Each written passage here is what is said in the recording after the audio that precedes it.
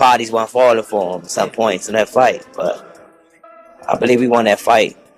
Clearly, we should be two-time world champion right now. After a controversial draw in their fight, Gervonta Tank Davis is back to trolling. This time, he's going after Lamont Roach Jr. Tank didn't wait around to tell Roach how he really felt.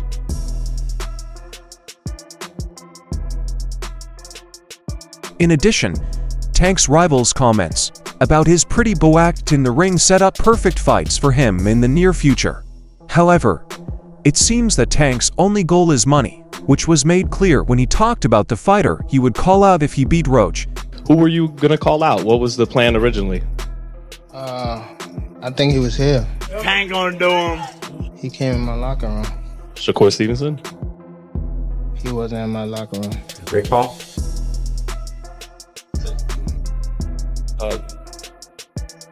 Next question. Let's catch you up in a heated live session, but Roach wouldn't let Davis make fun of him. Davis said he was still the better man and that Roach should be glad he didn't get knocked out. He made it clear that Davis did everything he could to win but still failed. After all the chaos, it looks like Tank might not be done with Roach yet. Nobody like a draw, you know, from a guy that get knockouts and things like that, but it's cool. I feel like if we fight again, I could do more, and I should have did more. I was lost in I lost track in The fight itself was a good one. Roach came in sharp, outworking Tank in multiple rounds, and even had a moment in the ninth that sent shockwaves through the boxing when Tank took a knee. Most fans and analysts called it a clear knockdown, but the judge didn't see it that way. Everything changed in that one moment. If the call had been right, Roach would have won the biggest game of his career. The fight ended in a majority draw, and Tank kept his WBA lightweight title.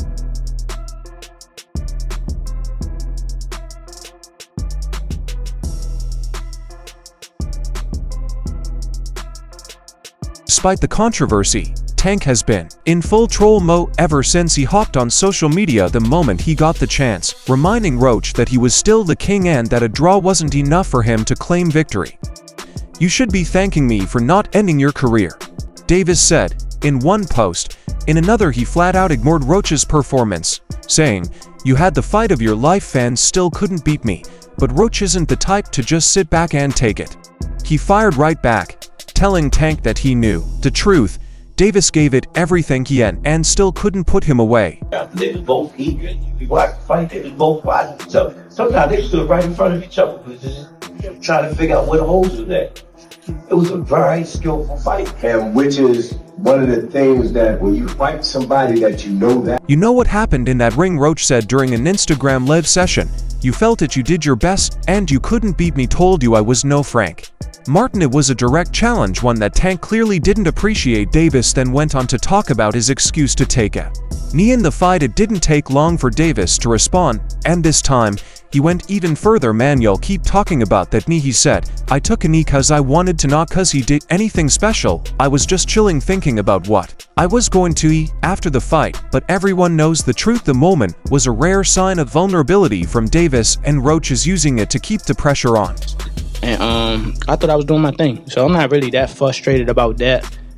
But if that was kind of a knockdown, I would win a majority decision. All of this back and forth is now causing Tank to reconsider his future. For the Roach fight, Davis had been vocal about his plans to quit soon. He originally said he had 3 more fights left after Roach and that he'd be done with boxing by the end of 2025, but that draw changed everything. Now Davis is saying he's not going anywhere just yet. "Yeah, it definitely changed my plans." Tank admitted in the post-fight news conference, "I probably got for more fights now." For your future. Yeah, it definitely changed my plans. It definitely changed my plans. I probably got like 4 more fights now. For sure. It's a total shift from where he was just months ago. At the end of 2024, Tank said he had grown tired of boxing. He was ready to walk away, and his plan was set. But now he's got something to show. The draw against Roach has clearly been eating at him. Even though he won't say it outright, his non-stop trolling is proof enough.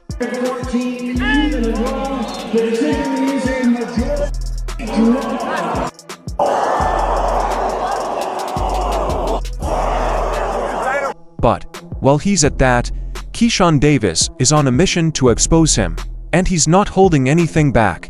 Ever since Tank's controversial draw with Roach, Kesan has been all over social media, making it clear that he never thought Tank was the fighter he claimed to be to Kesan. Tank's entire aura has been built on hype, not real skill, and, after seeing him struggle against Roach, he's doubling down on that belief. Kesan is convinced that Tank isn't what people think he is, and he's clarifying it that if they ever fight, he would put Tank down without a question. Fight playing out, what's the biggest advantage that Kesan has going against Tank? Yeah, He's a great boxer. He sounds a great boxer, and he got power behind him. I can see that fight just being an entertaining fight. He sounds an entertainer like this. Tank comes in there trying to knock you out. I can see that fight just being entertained and, doing later rounds. Kesan stop.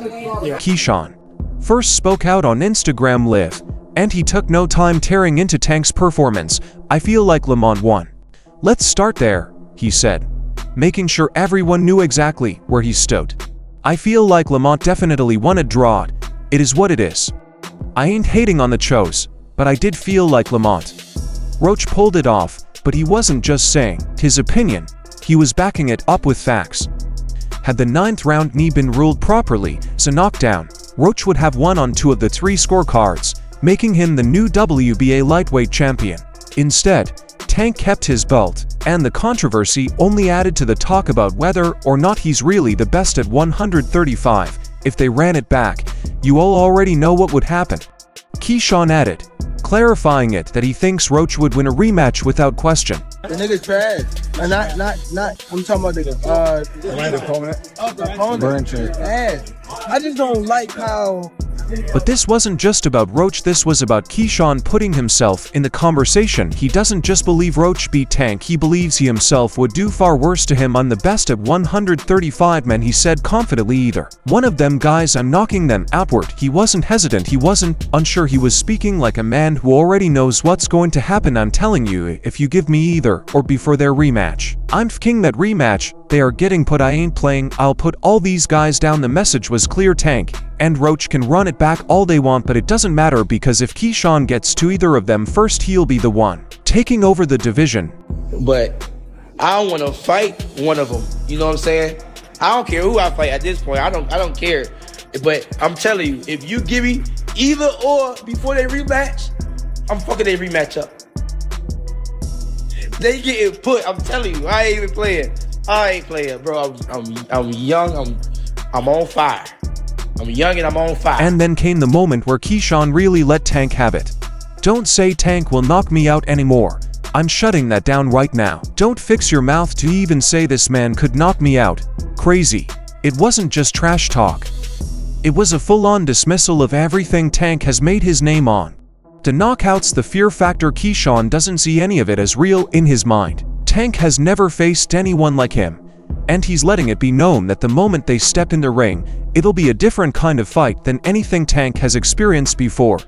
And I thought I should have won a competitive fight. I think I did what I needed to do necessary to bank the rounds, and even without the knee, that should have been a knockdown. So I don't think there's any excuse for me not to win tonight, but that's just how the cookie crumbles. Kesan isn't just talking for the sake of it. There's a real chance that he could be next in line to face Tank. While Tank has said he's open to a rematch with Roach, he also clarified it that it won't be next, which has fans wondering if it's not Roach, then who? Devin Haney and Shocker Stevenson are names that have been floating around, but so is Kesan Davis, and given how personal he's making it, the setup to that fight would be unlike anything we've seen from Tank in a long time. Kesan isn't just calling out Tank's last fight, he's calling out his entire career. He's making the point that Tank has never been what people say he is. He's saying that he's been carefully matched up against opponents to make him look good rather than true threats. That particular quality, if I'm Tank Davis and I'm coming off a disappointment in terms of my offensive output, I'm not going straight to the best defender in the division. I'm looking for some other fight, and I think the logical fight for him is a rematch with Lamont Roach. And now that he's finally been in a real fight he barely survived, Kesan, the myth of Tank, is crumbling, and he wants to be the one to put the final nail in the coffin, but the reaction is not coming from Kesan alone. Tim Bradley had been one of Tank's toughest critics for years, constantly questioning his level of opposition and the way his career was handled. But even he had to admit that Tank had something special, especially with how Tank reacted to the Saudis over time. Bradley had started to understand those qualities, even if he didn't always agree with how Tank carried himself. But after what he saw against Lamont Roach Jr., all of that respect was gone. I think when he found out that this guy is in front of me, he's taking it. I think it was too late. I thought it was disappointing that it ended in a draw. It wasn't just that Tank underperformed. It was the way he carried himself, the entitlement, the confidence that he could do whatever he wanted in the ring and get away with it. Bradley had seen a lot in boxing, but Tank's antics in that fight left him shaking his head. He had expected a dominant showing from Davis, a statement win that would silence critics and prove he was still the man to beat at 135. Instead, Tank looked weak, and worse, he acted like he was above the sport. I can't even see who it is. Hey, who is the dude? Who is the dude? Bradley was horrified by what he saw, and he didn't hold back in his analysis. He felt Tank had been given an unfair edge, that the fight was being controlled to protect him rather than let the action play out naturally. The 9th-round incident was the perfect case. Bradley had never seen a fighter take a knee like that, pause the action on his own terms, and have it totally ignored by the referee. That was the moment Bradley understood that Tank wasn't just DSI, he was being treated like boxing royalty with rules bent in his favor. And for someone like Bradley, who prided himself on fighting the hard way, that was unacceptable. They made the rules up. Yeah, that was bullshit. It should have been called a knockdown. You can't take a break like that. The only person that can do that is the referee. The referee can stop the action and say, hey, let me take you to the corner. He also took issue with Tank's attitude during the fight. There was no sense of urgency, no real effort to take control in the later rounds, and the fight was slipping away. It was almost as if Tank thought his status alone would be enough to secure the win, as if the judges wouldn't dare score it against him. Bradley had seen fighters lose food before, but this was different. Tank wasn't just coasting, he was acting as if he didn't need to do more than the bare minimum, and that, to Bradley, was a big problem. Stop holding up, gotta let it go.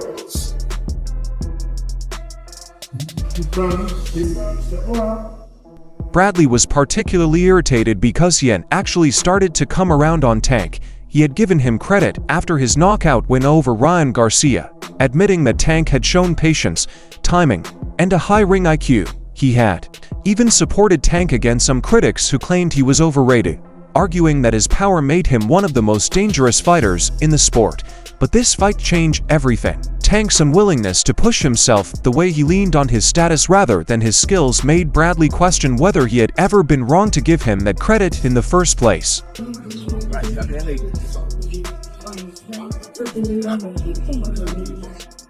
The more Bradley thought about it, the angrier he got. This wasn't just about one fight, it was about what it meant for the future. If Tank was already showing signs of laziness, if he already felt like he didn't have to prove himself, what would happen in his next fights? What would happen if he faced someone like Kesan Davis, who was young, hungry, and eager to take him down? What would happen if he fought Devin Haney or Shocker Stevenson? To fighters who wouldn't let him get away with taking rounds off, Bradley didn't like what he saw, and he wasn't afraid to say it. Okay. We still got to see each other. He say he want to fight me, so we gonna fight. But what do you think about the decision? I thought Lamont won. You thought Lamont won. Got you. I'll talk to you later, Chicago. Good luck. Bradley boxing is about discipline, heart, and the willingness to dig deep when things got tough. He had been in wars, had pushed himself to the absolute limit, and had never once expected special treatment. That's why this whole situation disgusted him. He didn't care how much talent Tank had. If he wasn't willing to fight like a champion, then he was never a real champion. But even with all this backlash, Tank Davis seems to have reached a point where what the fans think doesn't really matter to him. He's not looking to prove himself against the best in his division. He's not worried about legacy right now. It's all about the money, and if that's the case, then Jake Paul is the biggest payday available. The clues are all there. Jake Paul was in the change room before the fight. The cameras made sure to show him during the program. And when Tank was asked about his next fight, he danced around the question in a way that made it clear he already knew who it was. He even refused to say Jake's name when the media pit him, which could mean negotiations are already begun, and he didn't want to spill the news too soon. A fight with Jake Paul wouldn't be about competition, it would be about business. Jake knows how to sell a fight, and Tank is at a point where he's prioritizing paydays over challenges. He already hinted that a rematch with Lamont Roach wasn't happening next, even though the controversy from their fight makes it the most logical option. The WBA should be ordering an immediate rematch. A Tank doesn't seem interested. If they push the issue, he could just vacate the title and move on. That's how little the belts matter to him now, and if he's going to move on from defending his title, why not go all in and take the biggest spectacle fight he can get? So size-wise, this fight makes no sense. Jake Paul walks around at 200 pounds ca. 91 kilograms and has even gone as high as 227 for his fight with Mike Tyson. Jake is a natural 135-pounder, maybe 140 at most. Even if Jake somehow drained himself down to 185, there would still be a 45 pounds ca. 20 kilograms ca. 20 kilograms difference between them. But this isn't about fairness, it's about selling a fight. Jake Paul has already called out smaller fighters before, including Nate Diaz and Conor McGregor. Facing Tank would just be another scene in his circus of fights. Yeah, I mean, I'll be down. Let's run it. Like, I'll be super, super down. I don't know if Gervonta needs Jake Paul. Let's be clear, right? Is there a height limit in boxing? Jake knows exactly how to get under people's skin and turn fights into must-see events. He's already throwing out hints that he'd destroy Tank due to the size difference, while still giving him credit as a fighter. That's the kind of comment that will keep the discussion going. He's planting the seed, and Tank seems like he's on board. If Tank was really interested in beating Devin Haney or Shocker Stevenson, he would have said their names when asked. Instead, he played dodge the question and let the speculation grow. That's exactly how Jake Paul fight would be marketed. No, I'm not. He's a champ though too, undefeated. And what champ? Come on, man, tell me what belt. You know boxing? You forgot Devin Haney is undisputed? Devin Haney got all the belts. He the champ. Nobody else the champ. I'm gonna come up here where the big boys at. For years, Tank's fan group defended him when people questioned his level of competition. They claimed that he was the most dangerous puncher in the sport, that he didn't need to fight the biggest names to prove himself, but now even his most loyal supporters are finding it difficult to back him up. His showing against Roach was underwhelming, and his attitude after the fight made it clear that he's not taking these fights seriously. If he goes on to fight Jake Paul next, it would be undeniable proof that he has no interest in facing the best anymore. A fight with Jake would also bring in mainstream interest.